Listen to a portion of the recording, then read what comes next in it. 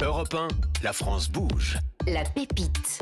C'est la pépite de ce soir, Clarisse Merlet. Vous étiez venue nous présenter votre start-up il y a 3 ans. Vous avez des besoins, donc on vous donne un petit coup de main, c'est normal, c'est ça. La France bouge. Clarisse, vous avez grandi en Vendée, c'est ça? Oui. Et puis ça. vous êtes allée à Paris parce que vous avez toujours voulu faire de l'architecture. Oui. Ça, c'est votre passion? Ouais, depuis toute petite, déjà, je jouais beaucoup au Lego. Je construisais beaucoup de maisons, beaucoup de maquettes. Et donc, ouais, je me suis orientée très vite vers des études d'archi. Donc des études en arts plastiques. Oui. Vous avez donc un bachelor en arts plastiques, puis un bachelor en architecture et un master en architecture. Pendant votre 4e année, vous avez commencé à réfléchir à vos briques fabriquées à partir de matières recyclées. Elles sortent d'où, les briques? Ça vient de vos... À l'école, vous les avez trouvées? Ça vient Oui. d'où? On les premiers prototypes, je les avais faits en carton en réalité, parce que j'avais vraiment envie de développer un matériau nouveau. Et finalement, je me suis rendu compte qu'en France, le carton est déjà très bien recyclé. Et je me suis dit, qu'est-ce que je peux compresser d'autres comme déchets? Et donc, j'ai pensé au textile. Et oui, c'était en 4e année à l'école. Donc on est en 2018. Oui. Vous faites vos stages, vous partez sur le carton avec des briques en carton. Vous vous rendez compte qu'on recyclait déjà très très bien le carton en France. Donc là, c'est pas hyper pertinent parce que ça existe. Vous allez du côté de la filière textile. Et il y a énormément de choses à faire. Oui, en fait, au début, je voulais trouver une solution pour le domaine de la construction. Et finalement, en m'attaquant aux déchets textiles, je me suis rendu compte que le domaine de l'industrie textile aussi avait beaucoup à faire. Allez, vous allez nous dire ce qu'est Fabric, F-A-2-B-R-I-C-K. Vous aussi, vous avez 1 minute, on vous écoute. 1 minute, ok. Alors, chez Fabric, du coup, on est un studio de création, on est basé à Paris et on recycle du textile pour faire un matériau pour le design et l'architecture d'intérieur. Donc, on construit, on fabrique justement du mobilier, des muraux et on peut jouer avec la couleur des textiles qu'on recycle pour faire des matériaux de différentes couleurs. Donc, j'ai créé ça en 2019. Donc, effectivement, au départ, c'était un projet d'école. Aujourd'hui, c'est une société qui a 8 salariés. La première année, j'ai recyclé 1000 kilos toute seule pour les premières commandes. Et aujourd'hui, avec mon équipe, on a dépassé la barre des 40 000 kilos recyclés. On est très fiers de ça. Et au tout départ, j'étais dans un petit garage de 20 mètres carrés avec une petite presse que j'avais bricolée par moi-même. Et aujourd'hui, mon système de production, il est breveté en France et en Europe. Donc, on est super fiers du développement. Et l'idée pour la suite, c'est en ce moment, on est en train de lever des fonds parce qu'aujourd'hui, donc, je vous ai ramené une brique. Donc, c'est sous forme de brique et c'est pour faire de l'archi d'intérieur. Et demain, ça sera sous forme de parpaing pour faire de la construction. Merci pour votre pitch. Merci Clarisse Merlet, fondatrice de Fabric. Je me tourne vers la coach de ce soir, Erika Lenohan. Vous êtes la présidente de Daman Frères. Qu'avez-vous pensé de son pitch? Vous le trouvez bien? Oui, il est très bien, il était très clair et je dois dire que j'admire beaucoup ce que fait Clarisse. Et je ne connaissais pas l'entreprise et les produits, mais je suis allée sur Internet, je me suis renseignée et je trouve que c'est magnifique d'avoir pu et su transformer une idée en quelque chose de très concret. Oui, et aujourd'hui, dans le concret, c'est quoi? Qu'est-ce qui vous a frappé sur le site? Qu'est-ce que vous avez vu? Alors sur le site, j'ai vu plusieurs produits, plutôt des produits de design et d'intérieur, mais comme elle vient de l'expliquer, elle a aussi d'autres projets en tête, notamment d'aller vers le B2B, en tout cas vers les professionnels de la construction. Arrêtons-nous sur ce qui existe déjà. Donc il y a quoi comme produit? Déjà, il y a les briques que je vous ai ramenées. Donc, celles-ci, elles servent à construire du mobilier. Donc, on peut faire des assises, des luminaires, des bibliothèques de toutes les couleurs, puisqu'il suffit de trier le textile avant de le broyer. En fait, on rajoute pas du tout de colorant. Et ensuite, notre best-seller, c'est une brique qui est beaucoup plus fine qu'on va venir appliquer en revêtement, comme il y a ici sur l'image. Donc, on le colle au mur. On peut faire des dégradés, faire des terrazzo. Et en plus d'être esthétique, ça a de grandes qualités acoustiques. Et c'est aussi isolant thermique, puisque le vêtement de base est fait pour nous isoler du froid, pour nous habiller, nous réconforter. Et donc, nous, on réconforte nos intérieurs. Il vient d'où le textile? Ils viennent d'où les déchets? Alors, on a 2 axes. On a un fournisseur, donc on travaille avec beaucoup d'organismes comme Le Relais, JBTech, Synergie TLC, puisque eux, en fait, quand ils collectent, c'est pour vendre à des friperies. Et il y a plein de vêtements qui sont trop abîmés pour être revendus. Donc, nous, on récupère cette matière qui est triée par couleur. Mais dans la majorité des cas, et j'espère de plus en plus, on travaille avec le déchet textile de nos clients, parce que nos clients sont principalement des marques de retail qui ont beaucoup de déchets textiles. J'imagine que vous avez beaucoup de déchets de Mais moi, de je suis jeans. pas sûre que chez Tufri, ils aient des déchets, puisqu'ils fabriquent... Bah non, il n'y a pas beaucoup de déchets chez vous. Il y a toujours un petit peu dans un petit coin. Ah non, mais c'est sûr qu'il y a les tout petits déchets de coupe, mais en fait, on n'a pas les gros rouleaux. Nous, on a tout ce qui est chute, on garde, on valorise et en fait, on les utilise. Et ensuite, c'est le jean en fin de vie. Donc, le jean, par exemple, qu'on ne peut plus réparer, même si c'est rare de ne pas pouvoir réparer un jean. C'est quoi un jean en fin de vie? Et bien, en fait, mais alors, foncièrement, ça pourrait ne pas exister parce qu'on peut toujours le réparer. Vous savez, au Mais non, mais Japon, c'est il y a quoi, des kimonos qui ont 350 ans. Mais il est troué, il est Il quoi? est troué, il est usé, c'est-à-dire qu'à un C'est moment hyper donné. à la mode, plus ils sont troués, plus ils sont chers. Évidemment, mais c'est pour ça qu'on a peu de déchets parce qu'évidemment, et puis nous en plus ils prennent un peu de valeur quand ils vieillissent, ils sont si beaux. Et c'est pour ça que la passion, enfin les jeans, il y a toujours une passion autour du jean. C'est un produit qui peut être immortel. En fait, on peut le Mais réparer. je pense qu'il est si on immortel. assume Moi, la réparation j'ai une veste en jean d'une marque américaine qu'on connaît tous. de votre enfance. Mais qui date de ma Mais oui, grand-mère, mais je c'est crois. pas- et vous la filerez à vos enfants. Et Bah ouais. c'est ce qui est génial. Ouais. J'ai une question, Benjamin. justement. Il y a le PDG de Levi's qui avait déclaré il y a quelques années qu'il n'avait pas lavé son jean depuis 1 an. Est-ce que ça se lave ou ça se lave pas un jean? Ah, bonne question, Benjamin. Alors, Parce que tout le monde me traite de gros dégueulasse dans Non, la non, pas rédaction. du tout. Parce que Pourquoi de gros dégueulasse parce que Non, non. je les lave une fois par mois. Ah, les mais c'est jeans. beaucoup trop. Mais enfin, Moi, mais c'est j'ai beaucoup dû- trop. Non, mais C'est beaucoup attendez. trop. Non, mais Vous voyez quand on va dans le métro, moi, ça me dégoûte de remettre le jean, je le Ouais. lave tout de Non, suite. il y a toute une, évidemment qu'il y a tout un. Si je mets ma casquette de puriste du jean, un Ouais. jean ne se lave très très peu, voire même se lave pas. Pourquoi? Il y a quand même une, Bah, il y a quand même une Benjamin. explication. Hein. Vous savez, il y avait des Canadiens, il y avait fait des Canadiens qui avaient fait une étude. En fait, ils avaient étudié un jean qui est porté pendant une semaine ou qui est porté pendant 1 an. Lequel est le plus sale? En fait, ils étaient en termes de bactériologie, ils étaient les deux aussi sales. Ah bon? Donc en gros, ça a de suite vous Pourquoi mettez la le vêtement. matière tue les Ouais, bactéries? parce qu'à un moment donné, il y a un équilibre où il ne peut pas y avoir plus de bactéries que ceux qu'il y a déjà. Et en fait, pourquoi on lave peu un jean? Alors surtout, pour le coup, surtout les nôtres, nous, on dépense beaucoup dans la qualité de la matière et notamment la qualité de l'indigo. Et en fait, c'est super le lavage. L'indigo, Ça c'est la lave. couleur. C'est la couleur. Ah Sauf bah, à qu'en mon fait, avis, pendant ça lâche, 1 heure, ça frotte. Et le principe du bel indigo de jean, c'est que ça se met en périphérie du fil. Donc en gros, pendant 1 heure, la fibre s'érode et c'est la fibre qui porte le bleu. C'est pour ça que les puristes ne lavent pas parce qu'ils disent en fait à chaque lavage, j'ai des milliers de particules de fibres de bleu. coton qui partent avec l'indigo. C'est pour ça qu'un jean que vous lavez beaucoup blanchit. Ouais, moi j'aime Voilà. bien. Ça donne un petit côté usé, un Mais petit bon, le côté conseil, vécu. nous, le conseil qu'on dit- Elisabeth, Non, mais surtout. Moi, je le lave, je prends le métro, je le Le lave, conseil- je trouve ça immonde. Le conseil qu'on dit à nos Bah, clients, c'est c'est vrai. que de base, lavez peu. Faites ce que vous voulez. Évidemment, ça ne va pas le détériorer. Mm. Par principe, lavez peu. Ça fera Ils du sont bien au souples, jean les et à la jeans chez planète. vous, parce que moi je connais pas mal d'une la Made in France super rigide et ça c'est Il y a assez de con. tout. Mais ça Non, va vous dépendre faites ce que du- vous. de la Ah ben, toile souple. c'est l'avantage d'avoir sa propre filière, c'est qu'on peut tout faire. On a des jeans qui sont hyper souples, hyper soyeux, et puis on a des jeans plutôt très workwear qui sont durs, très durs. Bon, vous restez avec nous parce que là, on était sur la partie Clarisse, mais vous êtes bavard, Julien, et donc et passionnant, mais tout comme Clarisse. Donc, vous restez autour de la table de la France Bouge parce que Clarisse, vous avez des besoins pour Fabrique. Vous aimeriez industrialiser cette production de briques Oui. parce que là, aujourd'hui, vous faites tout à la main. Vous êtes Oui. combien? On est 8. Vous êtes, c'est pas mal. Ouais, c'est déjà Hein, pas mal. Mais bon, vous avez envie de l'industrialiser, vous avez atteint votre plafond de capacité de production, donc c'est pas possible, vous êtes face à... Vous avez un carnet de commandes rempli, mais vous pouvez pas toujours y répondre. C'est Donc ça. là, il y a problème. Vous aimeriez investir dans une ligne semi-automatique, et pour cela, vous avez besoin d'avoir plus de briques, donc plus de textiles. C'est pour ça qu'elle Ouais. vous a fait un petit appel du pied, Julien. Et puis, vous avez besoin juste de 3 millions d'euros. Comment va-t-elle faire? Vous restez avec nous. Erika Lenohan, la coach de ce soir, a les réponses. Mais juste avant, on écoute Jean-Jacques Goldman. Il changeait la vie sur Europe 1.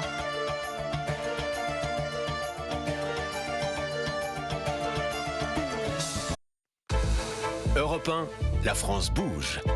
Elisabeth Assayag. La France bouge, c'est sur Europe 1, c'est du lundi au jeudi de 20h à 21h. On met en avant les initiatives positives françaises. Bienvenue dans notre bulle d'oxygène et ça fait du bien parce que ce soir on est en train de bousculer tout l'univers du jean grâce à Julien Tuffry. Vous êtes le directeur des ateliers Tuffry. Nous sommes avec Benjamin Lévesque. Nous sommes avec la pépite de ce soir, c'est Clarisse Merlet qui est la fondatrice de Fabrique. Clarisse, vous êtes venue avec des briques issues de déchets textiles. Grâce à ces briques, vous fabriquez des bibliothèques, des lampadaires, Oui. du revêtement mural, des tas de choses. On n'imagine pas tout ce que l'on peut faire avec du textile. Et notre coach de ce soir, c'est Erika Lenohan. Vous êtes la présidente de Daman Frères. Vous savez, le bon thé fumé que l'on boit au coin du feu, c'est vous. C'est Daman Frères. Julien Tuffry, vous en pensez quoi de Fabrique au niveau des briques? Il y a quelque chose à... peut-être à Mais de faire. toute façon, par principe, c'est un enjeu colossal. Le recyclage du textile. Le recyclage de la matière de manière globale. Mhm. Donc, évidemment, le textile. Enfin, vous avez annoncé les chiffres de la consommation Dingue. du textile. Donc, in fine, ça fait un déchet. Donc, moi, je trouve ça juste brillant. Moi, ça fait un petit moment que je vous suis Fabrique là sur Insta et tout. Question, comment je te les achète, Clarisse, tes briques? Aujourd'hui, on travaille surtout avec des entreprises. Donc parce c'est que du B2B aujourd'hui. C'est ça, Ouais. parce qu'en fait, les entreprises ont des déchets textiles, donc elles viennent vers nous pour ça. Mais effectivement, sur Instagram, on est très suivis et on avait beaucoup de demandes de particuliers qui voulaient s'acheter des lampes ou du revêtement mural. Donc j'ai créé un petit e-shop en ligne où on vend des briques comme tu le disais tout à l'heure. Et on peut aussi acheter des lampes Mais des Erika, mobiles. Justement, oui, moi je suis allée sur le site internet et j'ai vu qu'il y avait malheureusement quelques produits qui étaient en rupture de stock. Déjà. Mais Bah, oui, c'est parce une qu'elle bonne- un bon est problème, hein. victime de son succès. En fait, elle a le bon business model et forcément, un bon business model, c'est un business model qui répond à une demande et donc il y a forcément énormément de demandes aujourd'hui. Ouais. En fait, on est vraiment dans le cœur du réacteur, donc dans toute la partie RSE, l'éco-conception et donc avec Fabrique, Clarisse, elle rend service même à, je dirais, à ses clients plus que. Mais moi, répondre à si des je veux besoins. vous apporter des textiles qui sont chez moi et dont j'en fais rien, je peux vous les apporter? Bah, si vous voulez, je rêve de mettre en place des collectes directes fabriques particuliers, mais je pense que ça, c'est encore un autre métier et une autre logistique à gérer. Et vous avez dit le mot, c'est de la logistique. Ouais. Parce que si on commence tous à venir vous déposer nos vieux tissus. Et ça coûte cher, Clarisse, ou pas, les briques, là? Alors, on est assez premium. Au mètre carré, on est à partir de 200 € le mètre carré. Donc, c'est assez élevé. Ça veut dire qu'une lampe, elle coûte combien?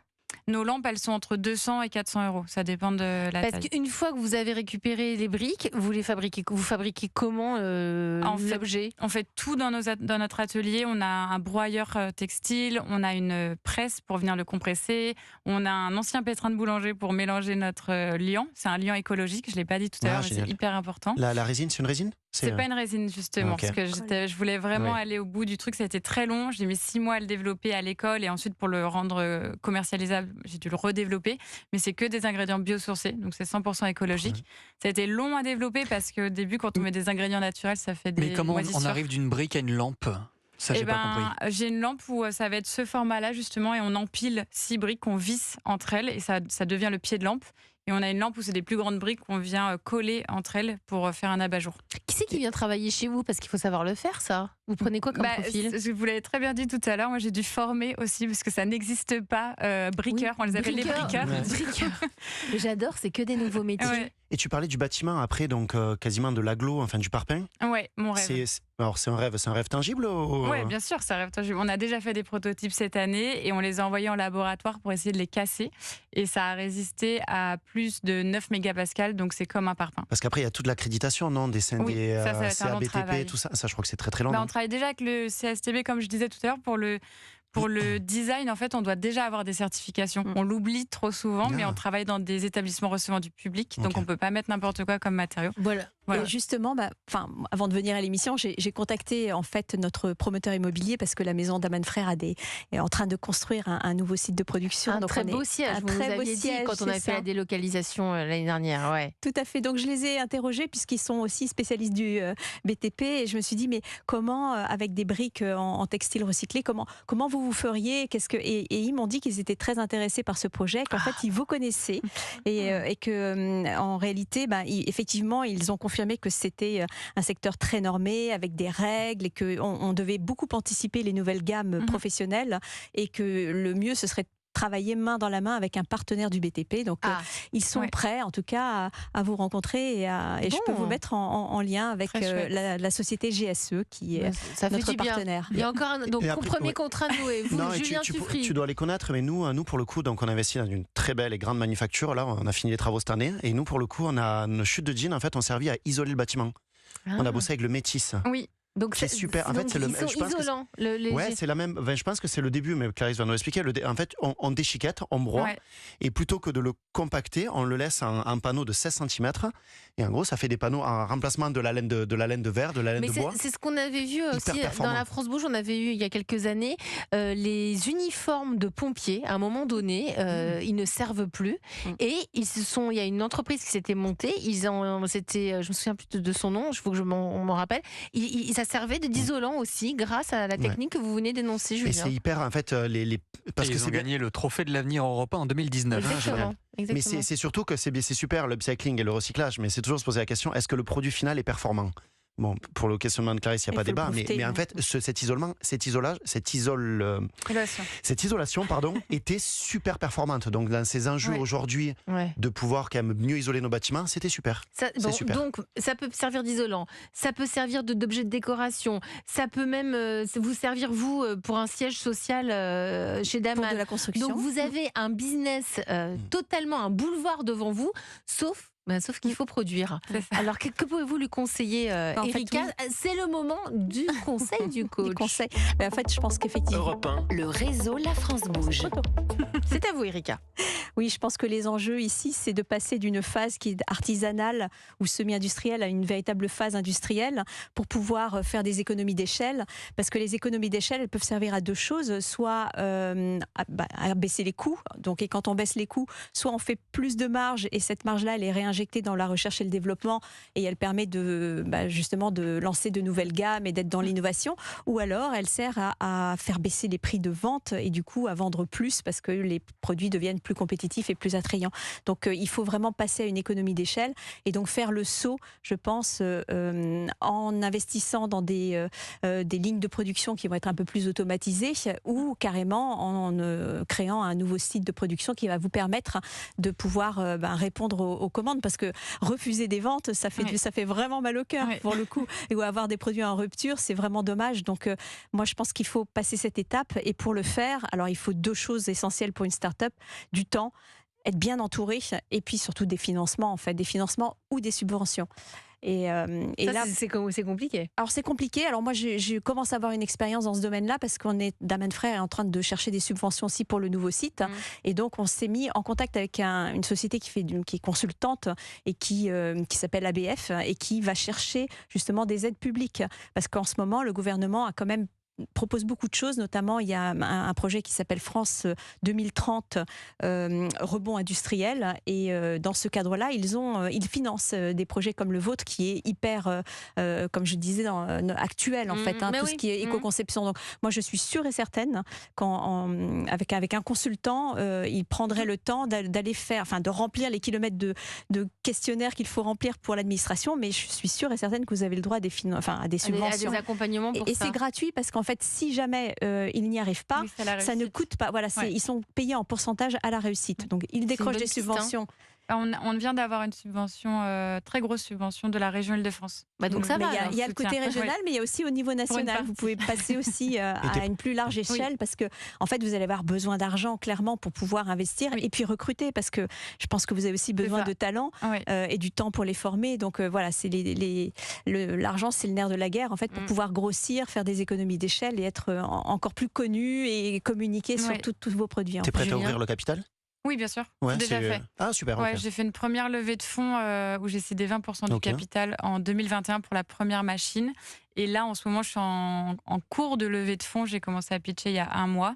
Donc, j'enchaîne les pitchs avec les investisseurs et donc je vais rouvrir mon capital. Tu es pressée ou pas, Clarisse? Tu as une notion de temps, à part ton engouement entrepreneurial Je voulais foncièrement? closer en mars. Pourquoi? Il y avait une raison technique? Parce que je veux recruter plus de commerciaux, parce qu'aujourd'hui, on n'a qu'un seul commercial, et plus d'ingénieurs, parce qu'aujourd'hui, elle est toute seule sur la R&D. Et tu sens une pression de la concurrence sur quelque chose pour aller si vite ou pas? Non, de la pression de nos clients. Donc on a beaucoup trouvé un de nouveau commandes. coach ce soir. Il s'appelle Julien Tuffry. Ils sont 2 ce soir.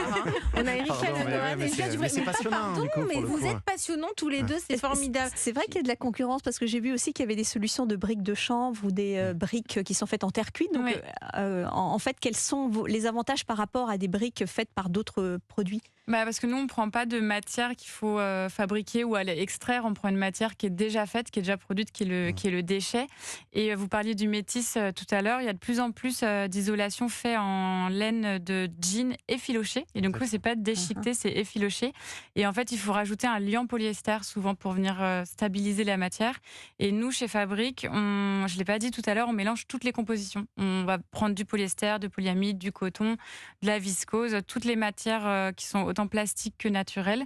Et ça, on est les seuls à le faire aujourd'hui. Et on prend le vêtement dans son entièreté, on n'enlève pas les C'est ce boutons. qu'on appelle une pépite française. Je tiens à dire que c'était les pompiers de l'Indre qui avaient reçu le trophée Exactement. européen de la vie dans la solidarité. Non, on a regardé avec Benjamin. C'était des tenues de pompiers transformées en isolant. Donc voilà, toute matière peut être transformée et être utile à la société, être utile pour nos entreprises. Et ça fait du bien. Erika, il y avait autre chose dans votre carnet Non, moi j'avais d'adresse? surtout sur des carnets d'adresses, oui, bien sûr, mais j'avais quand même encore une dernière question sur Allez-y. le sourcing, parce que c'est vrai que justement, je regardais comment étaient collectés les vêtements. Il y a une grosse moitié qui part directement à la poubelle. Oui. Enfin, les particuliers jettent à la poubelle leurs vêtements, Ah bon très clairement. Mais oui. C'est condamné. Et ensuite, il y a Pas 20. assez. Il y a des produits. Oui, il y a aussi de la collecte, mais il y a une grosse partie de la pas collecte jeter, qui va moi. partir à l'export. Et en fait, il se trouve que finalement, les produits qui sont collectés et recyclés sont pas très nombreux, alors qu'il y a pas mal de gens qui s'intéressent justement au recyclage de ces produits. Donc, est-ce que vous êtes inquiète? Est-ce que, au contraire, aujourd'hui, vous n'arrivez pas à faire face, malgré tout, à cette manne textile, ou est-ce que justement, il n'y en a pas assez? Enfin, quelle est, C'est la seule inquiétude que j'ai pas pour le développement de Fabrique, c'est vraiment le sourcing et la matière première. Je pense qu'il y en aura vraiment toujours beaucoup trop. On continuera à s'habiller. Avec la fast fashion, malheureusement, on achète de plus en plus. Et j'ai pas l'impression que c'est parti pour s'arrêter. Aujourd'hui, en France, il y a plus de 700 000 tonnes de déchets textiles chaque année, juste en France. Il y en a 4 millions en Europe. Et effectivement, il y a 54% qui vont en incinération directement parce qu'on n'est pas assez sensibilisé au fait qu'on peut donner, par exemple, les bornes qu'il y a dans la rue. Souvent, on met des vêtements qui sont en bon état, alors qu'en fait, on peut mettre des vêtements qui sont déchirés, plus à la mode. Parce qu'ils sont troués. vendus au kilo après, c'est ça? Oui, ils sont vendus en Ouais. friperie et du coup, on pense qu'il ne faut pas mettre des vêtements abîmés. Donc, les vêtements abîmés partent à la poubelle alors qu'en fait, on pourrait les mettre, ils seraient recyclés. Et aujourd'hui, sur ce qui est collecté, il n'y a que 6% qui sont recyclés. Si Ouais, j'avais c'est ça, su, je vous c'est- aurais apporté deux C'est pour ça sacs. que je me dis veux qu'in bien. fine, il n'y Non, a mais que c'est vrai. 6% Mais de textile qui est recyclé Sont recyclés. réellement. Et le Oui. groupe Emmaüs, au nord de la France, là, fait un travail extraordinaire sur la. En plus, c'est une ESS, enfin, le travail extraordinaire, le relais Emmaüs, Métis, sur. Ouais. Mais on travaille de plus en plus avec des organismes comme ça, parce que les pauvres, en quelques années, sont passés de tout ce qu'ils collectent, ils pouvaient revendre 80%, aujourd'hui ils sont tombés à 40%, tellement les vêtements sont de mauvaise qualité. Donc maintenant, on voyez, quand travaille on même disait avec de la ça, Non, mais coûte ça cher. vient de la fast Ça fashion. coûte cher. Ils sont de mauvaise qualité. Non, parce mais quand vous qu'ils- disiez qu'un jean à 39 euros, On l'a c'est pas pas aimé, cher. hein. Mais non, mais parce qu'encore une fois, ça rejoint. Mais là, on est au cœur de la chose. Alors oui, on va le porter 6 mois. Et on va le donner à. Alors c'est super, hein, ça fait le bonheur de Mais Clarisse. sauf qu'en fait, non. Mais à la fin, c'est ça qui coûte cher. Mm. C'est pour ça. Et le jean à 100 qu'on répare, qu'on va porter plus longtemps, évidemment, ça fait un peu moins de matière à Clarisse, mais Mais au peut-être que ça a moins- un peu plus de sens. Et ça a plus de sens.